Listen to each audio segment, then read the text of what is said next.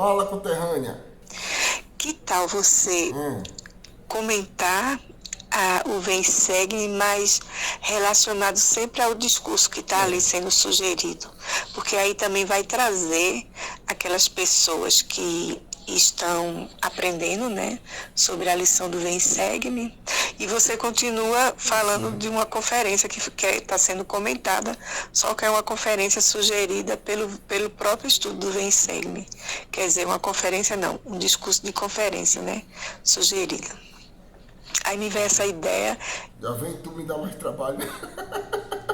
Brincadeira, o que é que você me pede chorando que eu não faço sorrindo? Seu pedido é uma ordem, minha amiga. Então é isso, pessoal. Hoje o comentário vai ser do discurso que foi recomendado pelo Vem Segue-me dessa semana, né? Então, eu repreendo e castigo a todos quantos amo. D. Tude Christofferson do Quórum dos 12 Apóstolos, da conferência de abril de 2011. Um discurso fantástico. Meu nome é Adriano Pereira e esse é o canal Meu Propósito.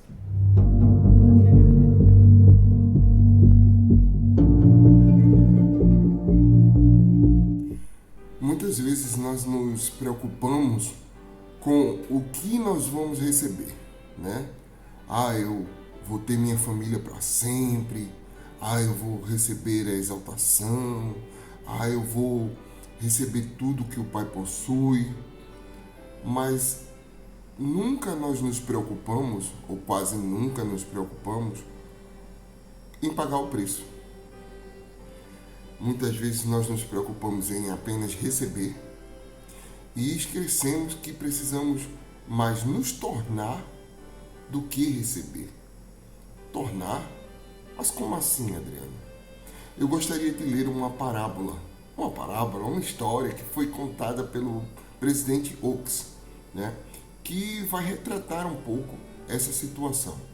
E diz a seguinte: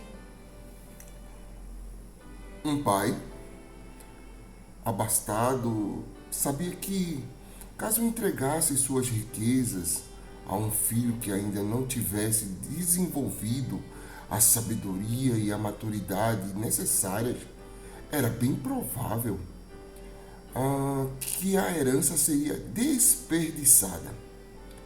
Esse pai disse ao filho: tudo que possuo desejo lhe dar, e não só a minha riqueza, mas também minha posição e reputação entre os homens. O que tenho, posso facilmente lhe conceder, mas o que sou, você precisará adquirir por si mesmo. Você se tornará merecedor de sua herança aprendendo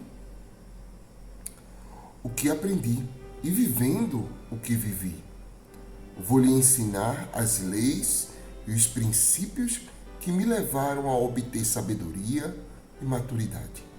Siga meu exemplo. Aprenda o que aprendi e você se tornará o que eu sou. Tudo o que possuo será seu. Essa parábola, ela se assemelha ao padrão dos céus.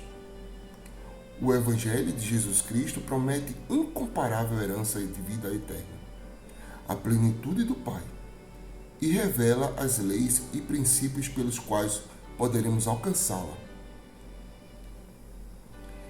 Então é isso, pessoal. É muito mais do que o que vamos nos tornar, do que o que vamos ganhar. O objetivo aqui é que nós possamos nos tornar semelhantes a Deus. E me vem uma pergunta. Em meio a tudo isso, por que Deus, ele repreende e castiga os seus filhos? Eu estou citando essa situação e citando essa pergunta, fazendo até essa pergunta, porque lá em Doutrina e Convênios 95, o povo na verdade já havia se passado aproximadamente 5 meses que o Senhor tinha ordenado ao povo que construísse um templo. O Senhor deu aquela revelação, e o que foi feito a partir daquele momento que foi dada a revelação? Nada. Como você ficaria se você pedisse a um filho que fizesse uma determinada coisa exatamente naquele momento e passasse 5 meses e ele não fizesse aquilo? E aí eu volto à pergunta: por que Deus repreende e castiga os seus filhos? Vamos ler uma escritura? Essa escritura fica aqui no livro de... vamos lá. No livro de Terceiro Nefe. Terceiro Nefe 12, no versículo 48. Portanto, quisera que fosses perfeitos, assim como eu, ou como vosso Pai que está no céu é perfeito. Porque o Senhor, Ele repreende e castiga os seus filhos. A expectativa do Senhor em relação a nós está aqui, ó. Aqui. Ele quer que nos tornemos perfeitos como Ele e como Cristo, tá? E muitas vezes nós nos sentimos aqui. E muitas vezes nós nos sentimos frustrados, porque o Senhor tem essa expectativa e eu continuo nesse estado. Muitas vezes nós queremos que o Senhor baixe a expectativa dele, mas não pode. A expectativa do Senhor tem que continuar aqui. Nós que precisamos elevar nossos padrões para que possamos alcançar a expectativa do Senhor. E por isso que o Senhor tem essa expectativa, que Ele nos repreende e Ele nos castiga, para que nós possamos pegar o rumo correto para chegar aqui, onde Ele sempre quis que nós chegássemos. Eu gostaria de comentar ou deixar, na verdade, o Elder Tude Christofson, ele citou, ele falou algumas palavras do presidente Oaks, e gostaria de deixar para que nós possamos refletir sobre elas. Há alguns anos, o Elder Dalen Oaks explicou: o julgamento final não é apenas um balanço do total de atos bons e ruins, ou seja, do que fizemos. É a constatação do efeito final de nossos atos e pensamentos, ou seja, do que nos tornamos. Não basta fazer tudo mecanicamente. Os mandamentos, ordenanças e convênios do Evangelho não são uma lista de depósitos que precisamos fazer numa conta bancária celestial. O Evangelho de Jesus Cristo é um plano que nos mostra como podemos tornar-nos o que nosso Pai Celestial deseja que nos tornemos. Então, quando se fala de as expectativas, quando se fala do Senhor, né? O Senhor, e quando se fala de julgamento final principalmente, né? Não é só aquele grande dia em que nós vai se pesar na balança, fiz muita coisa boa, eu fiz coisas ruins, mas as coisas boas, elas estão pesando mais do que as coisas ruins. Não é bem assim. É mais o que você se tornou. Será que tudo que você fez na vida fez com que mudasse seu comportamento, suas atitudes, seu coração? Será que agora você, ou naquele momento em que está perante Deus, você está mais semelhante a Ele? Ou você está distante e mais semelhante ao inimigo? Entendeu? O que eu me tornei?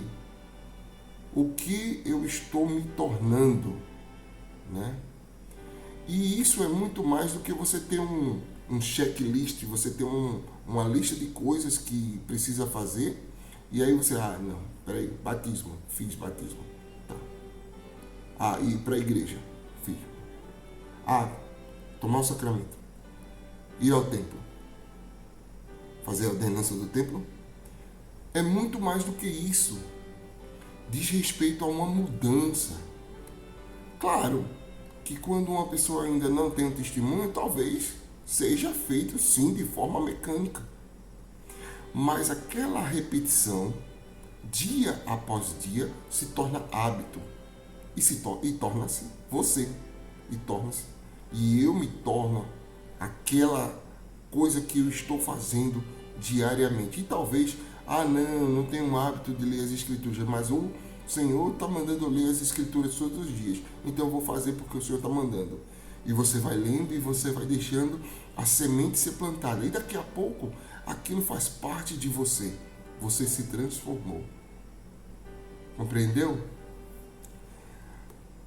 Esses dias, eu viajando, né? Eu estou em Barreiras, na Bahia. E aí, no meu momento de folga, eu vou conhecer um pouco da cidade aqui. E aí, eu tirei uma foto no rio e jurando que eu estava arrasando, mandei essa foto para minha mãe. Mãe, estou conhecendo aqui os rios e tal, não sei o quê.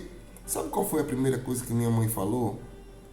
Ela disse o seguinte: filho, cuidado. Você não conhece a profundidade desse rio. Tenha muito cuidado. Nossa, por que minha mãe fez isso? Por que minha mãe disse isso e nem a princípio ela elogiou, a princípio... Não. Mas sabe por que ela chamou logo a atenção? Porque ela me conhece, porque ela me ama e porque ela quer que eu volte para casa em segurança. Será que deu para sentir ou será que deu para entender a relação com o Pai Celestial? Ele nos conhece, Ele nos ama e Ele quer que nós voltemos para casa. Por isso Ele puxa a orelha, por isso Ele chama a atenção, por isso Ele castiga algumas ou muitas vezes. Mas as pessoas, elas têm uma visão errônea a respeito do Senhor. O Elder Christofferson, ele fez questão de poder citar essa visão errônea que muitas pessoas têm a respeito de Deus. Vamos ouvir.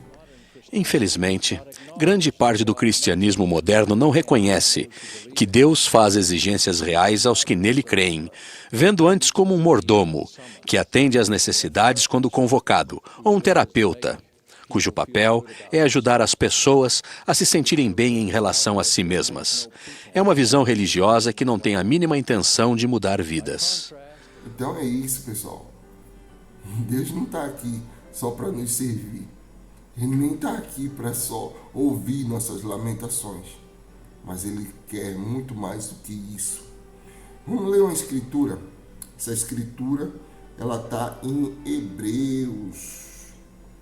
Hebreus 12, versículo 6. Porque o Senhor corrige ao que ama e açoita a qualquer que recebe por filho. Então é muito simples, muito fácil nós dizermos: eu sou filho de Deus, eu sou filho de Deus. Você é filho de Deus? É, com certeza. Eu sou filho de Deus? Sou, com certeza.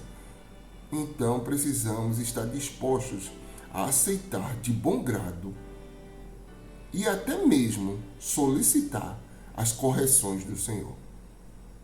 Porque Deus, Ele repreende a quem ama, a quem chama como filho. Eu sou filho de Deus.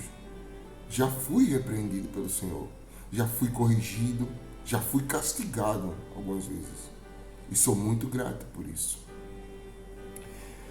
Então vamos lá. Qual o objetivo, qual o propósito da repreensão divina?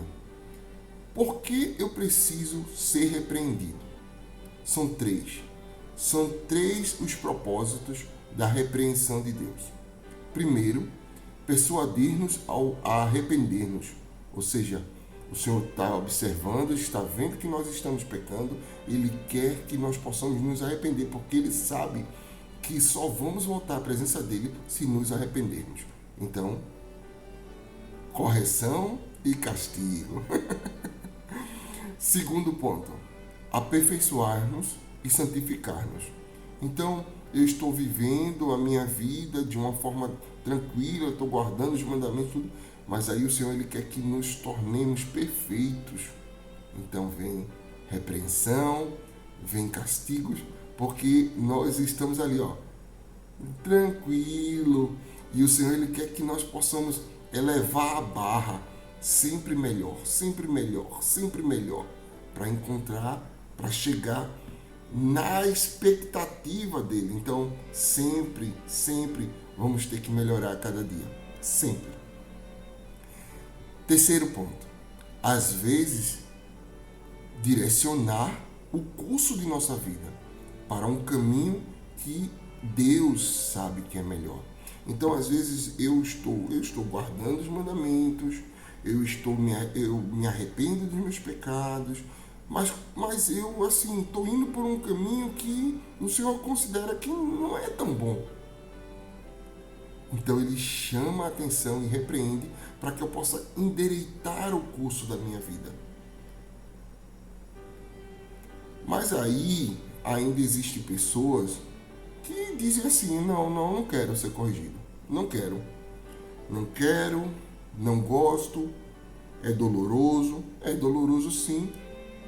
Não quer? Não gosta? Tá bom. Vamos ler algumas escrituras aqui, tá? Primeiro eu gostaria de ler com vocês Apocalipse. Apocalipse capítulo 3, versículo 19. Eu repreendo e castigo a todos quanto amam. Sê, pois, zeloso e te arrepende. É o que o Senhor está falando, viu? Ele castiga todos que amam, então aceita aquele castigo, irmão, e se arrepende. Vamos lá para a Doutrina e Convênios, 105, versículo 6. E o meu povo precisa ser corrigido até aprender obediência, ainda que pelas coisas que sofre. Então, muitas vezes nós estamos desobedecendo e o Senhor quer que nós possamos aprender a obediência. E às vezes vem pela dor.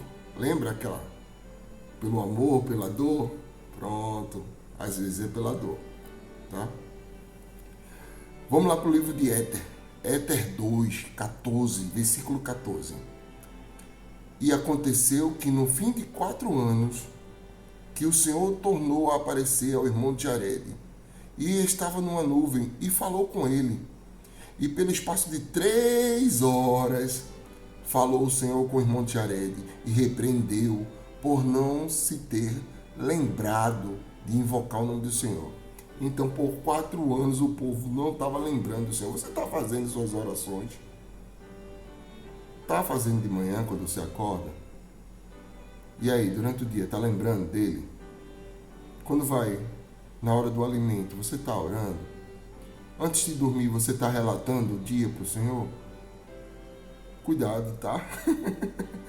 Porque o Senhor visitou o irmão de Jared porque ele estava bastante tempo sem conversar com ele. E o Senhor repreendeu. E tu sabe o que é ser repreendido pelo Senhor por 3 horas, meu amigo? Eu acho que eu não aguento 1 minuto. É puxado. Vamos lá, vamos continuar. Vamos para Hebreus. Hebreus, capítulo 12, versículo 11. E, na verdade, toda correção ao presente não parece ser causa de alegria. Ixi, ninguém gosta, né? Senão de tristeza. Mas depois produz um fruto pacífico de justiça aos exercitados por ela. Então, quando nós somos repreendidos, é natural, né? A gente às vezes fica triste, fica, né, um pouco magoado, mas tem um discurso que fala decidir não ofender-se, né? Não é fácil, mas precisa ser exercido. Então, às vezes, a gente recebe a repreensão, aquilo não vem com tanta alegria, mas se exercitarmos aquela repreensão, isso vai trazer grandes benefícios para nós. Vamos lá, continuando. Doutrina e Convênios 136, 31. Meu povo deve ser aprovado em todas as coisas, a fim de preparar-se para receber a glória que tem para ele. Sim, a glória de Sião. E quem não suportar a correção não é digno do meu reino. Então, se eu não estou disposto a suportar as correções do Senhor, porque o Senhor estava fazendo isso com o povo lá, em Doutrina e Convênios 95, porque ele tinha mandado, ele tinha ordenado construir o templo e passaram-se 5 meses e nada, né? Semelhante quando nós assistimos a conferência geral, nos empolgamos, preparamos aquela roupa bonita, não sei o que, menino, fica tudo silêncio, reverente e tal, não sei o que, anotamos ali e depois não fazemos mais nada. Nada. Assisti a conferência, não foi muito edificante e depois não sabe dizer nem um trecho do discurso. Eu não estou falando todos, eu estou falando algo que tocou você e que você viu que precisava melhorar na sua vida e você traçou como meta. É a mesma coisa da situação aqui. O Senhor dá mandamentos e espera que nós possamos reagir a isso. Então vamos ler outras escrituras aqui. Doutrina e Convênios 101, 5 diz o seguinte: pois todos os que não querem suportar a correção, mas negam-me, não podem ser santificados. Então é isso. Não quer ser corrigido? Não quer ser repreendido pelo Senhor? Então você não pode ser santificado. Nós não podemos ser santificados. Consequentemente, não podemos voltar a viver com Deus, porque nada impuro pode habitar na presença de Deus. Precisamos da correção para nos aperfeiçoar. Ponto. Tá? Vamos para Mosias. Mosias 23, versículo 21 a 22, diz o seguinte: não obstante, o Senhor julga conveniente castigar seu povo. Sim, ele prova sua paciência e sua fé. Entretanto, quem nele confia será elevado no último dia. Simples assim. O Senhor, ele julga conveniente. Ele quer verificar nossa paciência, nossa fé. Se eu aceito, serei elevado no último dia. Se eu não aceito, não serei elevado no último dia. Ponto.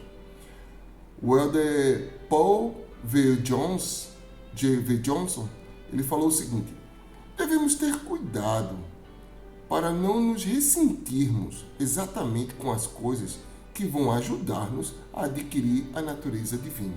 Então devemos ter muito cuidado. Às vezes nós nos aborrecemos, nos chateamos muito facilmente. Muito facilmente. Aquela coisa do você falar com alguém, pisar em ovos de todo jeito, porque aquela pessoa se ofende. E aí a gente tem que lembrar daquele discurso, decidir não se ofender, né? Que fala exatamente sobre isso. Né? O elder Christopherson, ele também contou, né, uma experiência do presidente Hugh B. Brown, tá? E aí vamos ouvir um pouco sobre essa experiência. O elder Hugh B. Brown, antigo membro dos 12 e conselheiro na primeira presidência, contou uma experiência pessoal que teve. Ele conta que comprou uma fazenda em precárias condições há muitos anos no Canadá. Ao limpar e consertar sua propriedade, ele se deparou com um pé de groselha, que tinha crescido até quase 2 metros de altura e não estava dando frutos. Por isso, ele a podou drasticamente, deixando-lhe apenas pequenos cotos. Então viu uma gota semelhante a uma lágrima botando da ponta de cada um daqueles tocos, como se o pé de groselha estivesse chorando, e pareceu-lhe ouvi-lo dizer: como pôde fazer isso comigo? Eu estava crescendo tão bem, mas agora você me cortou. Todas as plantas do jardim vão me desprezar.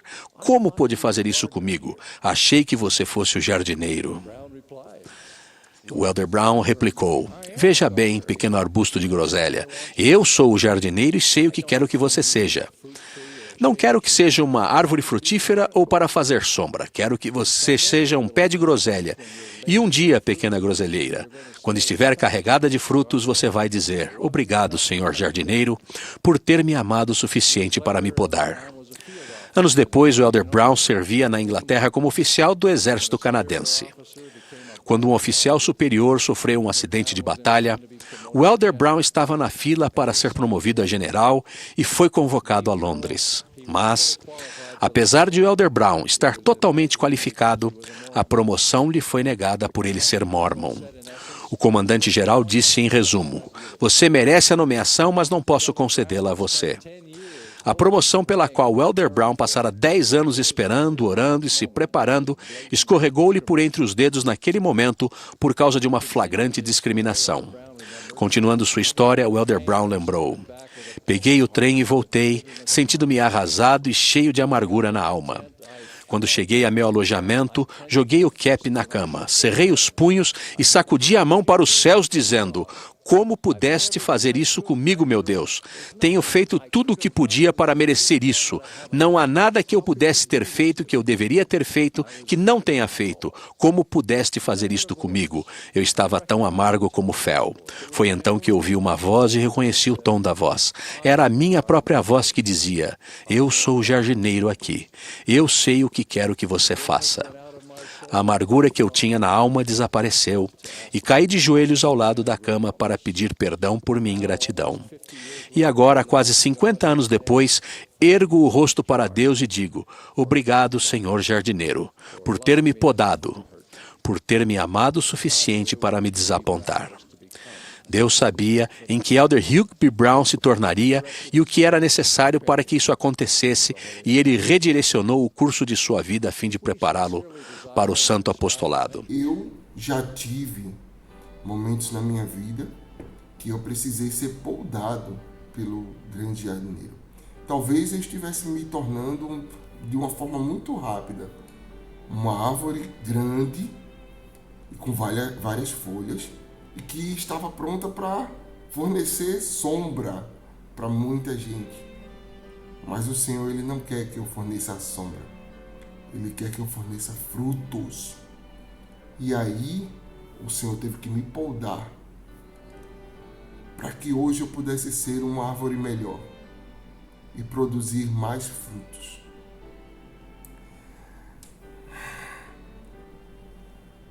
Atender a expectativa do Pai Celestial. Degrau por degrau, linha sobre linha.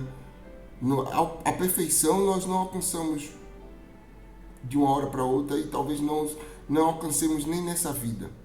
Mas precisamos chegar o mais próximo possível.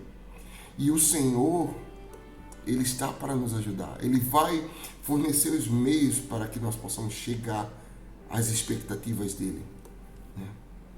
E aí você pode estar se perguntando: tá bom, Adriano, você falou muito que o Senhor repreende, falou que eu tenho que aceitar a repreensão e até solicitar essa repreensão, mas como pode vir a mim uma correção de Deus, uma repreensão, uma correção de Deus? Oração, nas suas orações, nas suas revelações pessoais, pode vir uma correção. A correção do Senhor pode vir com a resposta não, porque às vezes nós queremos muito uma coisa e nós precisamos também aceitar um não do Senhor.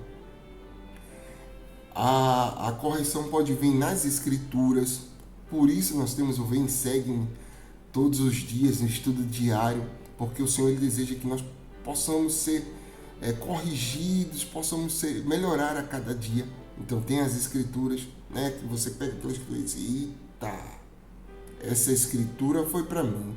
Eita, preciso melhorar nisso aqui. Pronto.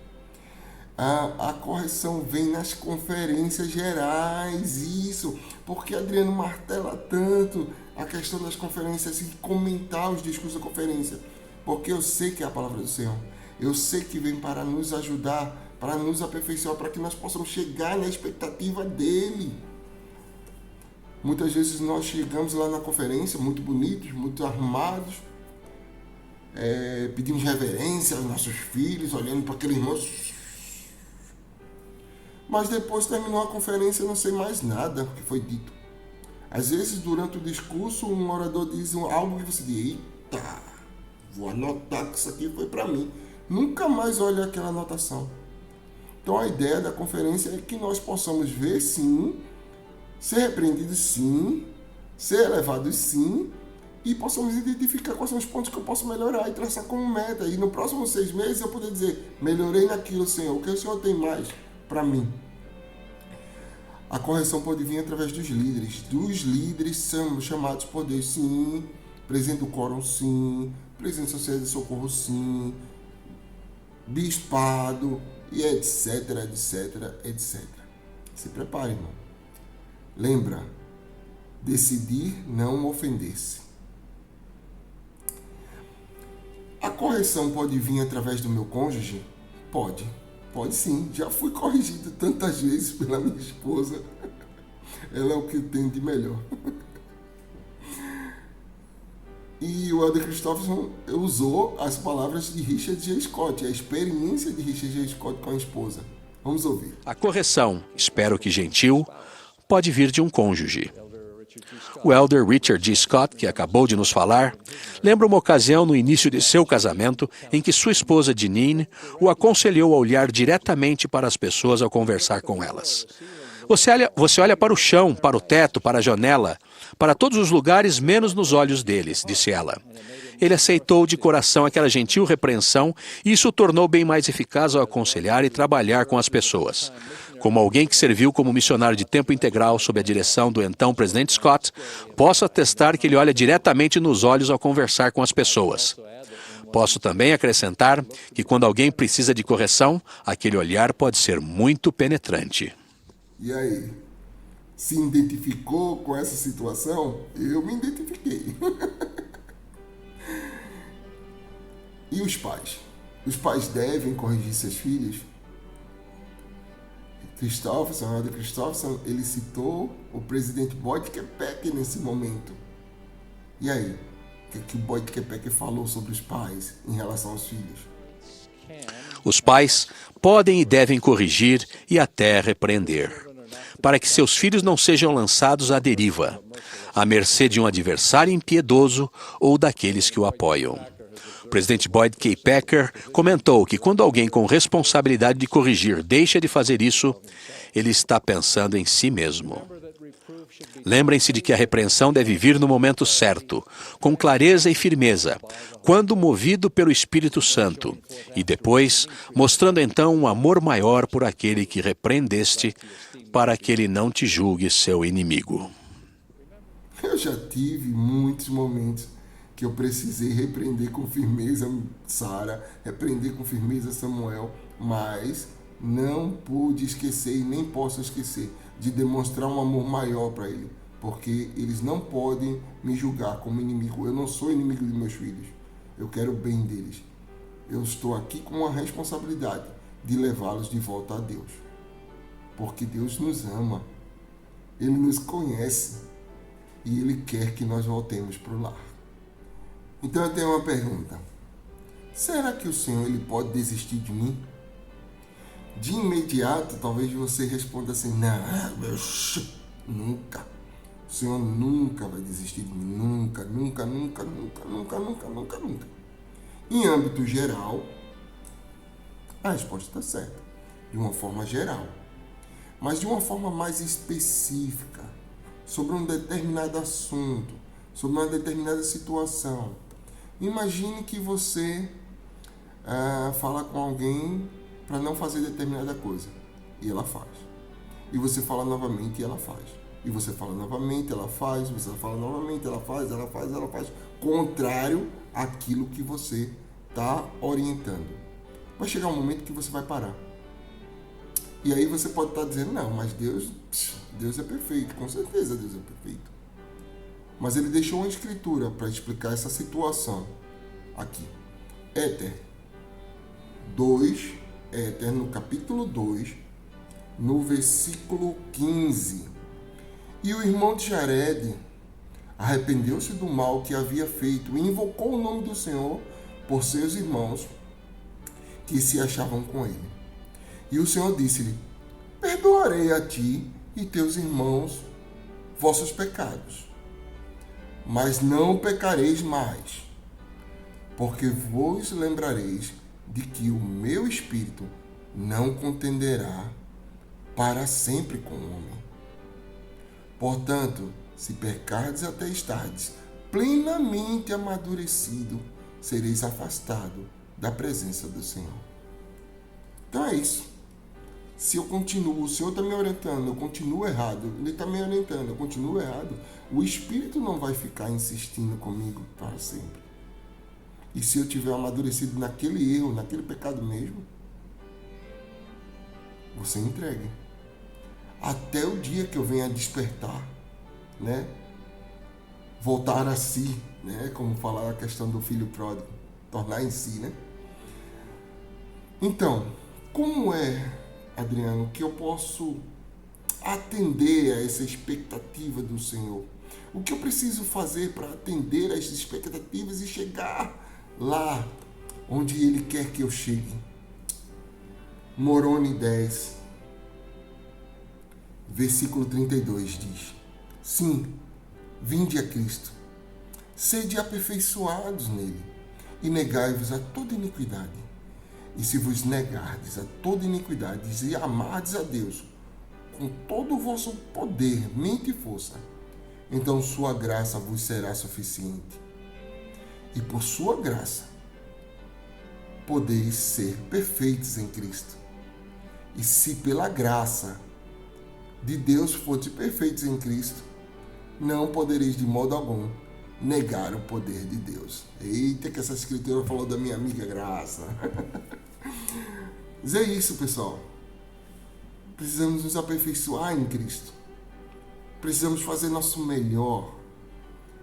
Precisamos ir linha sobre linha, preceito sobre preceito, um pouquinho aqui, um pouquinho ali, até chegar no ponto que o Senhor quer que nós cheguemos. Leva tempo, tenha paciência, mas como eu já falei, não quer dizer que você vai se tornar perfeito hoje, mas eu te peço que você possa ser melhor do que ontem e amanhã ser melhor do que hoje. Marli, que presente, Marli. Muito obrigado por essa inspiração, tá? Muito obrigado por esse discurso. Eu sei que Deus vive e sei que Jesus é o Cristo. E eu sei que eu preciso ser repreendido pelo Senhor. Porque quando Ele me repreende, Ele diz para mim: eu te conheço, eu te amo e eu quero que você volte para casa. Em nome de Jesus Cristo. Amém. Se você gostou desse vídeo, acha que esse vídeo pode ajudar outra pessoa, por favor, compartilhe. E você, que eu sei que está assistindo esse vídeo que ainda não é inscrito no canal, por favor, se inscreva. Um forte abraço, pessoal.